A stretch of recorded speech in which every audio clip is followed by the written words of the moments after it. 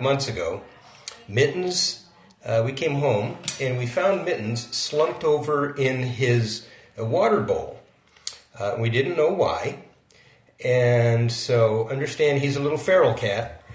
So I picked him up. He was really on death's door, and raced him to our vet. Well, wouldn't you know it, our vet was, there you go, say hi, Mittens. Our vet was closed that day. So, and actually, hey, how you doing there? I missed who it was, but thank you. Anyway, so we saw, we went to the vet, and Mittens was really just barely alive, and we didn't know what was wrong with him. So the vet referred us to my name is not Reaper. This is Mittens. This is Mittens. Oh, by the way, folks, hold on.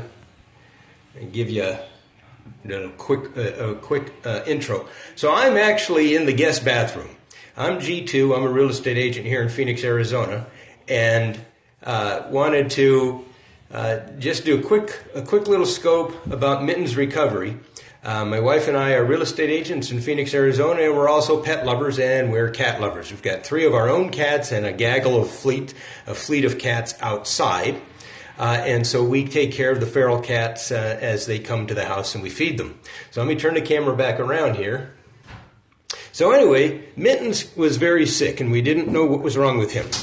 And so to find that out, we had to take him to the vet. And here's my wife. She's in here to give him his evening little scratch. You can see that he's got this collar around his neck, and I'll give you a heads up on that here in a minute. But we didn't know what was wrong with him, so we took him to the emergency room, and after about 2 hours and $800 later, we found out that he was diagnosed with something called panleukemia. It's a deadly disease to kittens, and Mittens at that time was an 8-month-old kitten. And we just didn't know if he was going to make it.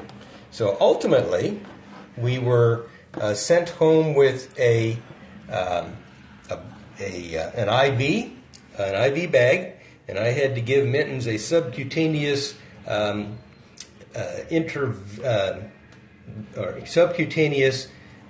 fluids for the next probably 6 weeks. And we hand-fed him, and we nursed him back to health, and he's now finally not contagious to other cats. Last Saturday, he went and had a little minor surgery to make it so Mittens can't make little more Mittens outside. And so the reason that flea collar is around his neck so that he can't get at his stitches. And now, can you believe this is actually a feral cat? This is a feral cat. He's now about 10 months old. And as you can see, he's pretty inquisitive. Something on his tail. Yeah, he's got fur on his tail. It's white. Hold on, my wife wondering what's on his tail. Litter. So he's got litter on his tail. He can't really work in the litter box as efficiently as he would like to work in the litter box.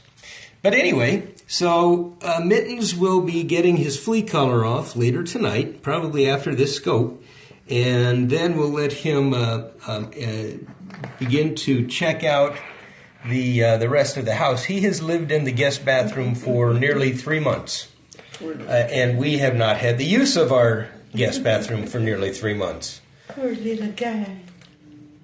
And he's happy about that. My wife's going to be happy to get her bathroom back. But this is Mittens. Wanted to share Mittens with everybody. He is very happy. He's finally healthy. And we're going to take his collar off here. As a matter of fact, you can go ahead and unsnap it, Lori. Just unsnap it. Okay, here's a first. You're all getting to see Mittens' collar come off. I'm going to hold it and you... All right. So here, come behind me. Come behind me. I can't get it. Whoops. Hold on a minute, guys. Make sure my wife didn't turn off the camera.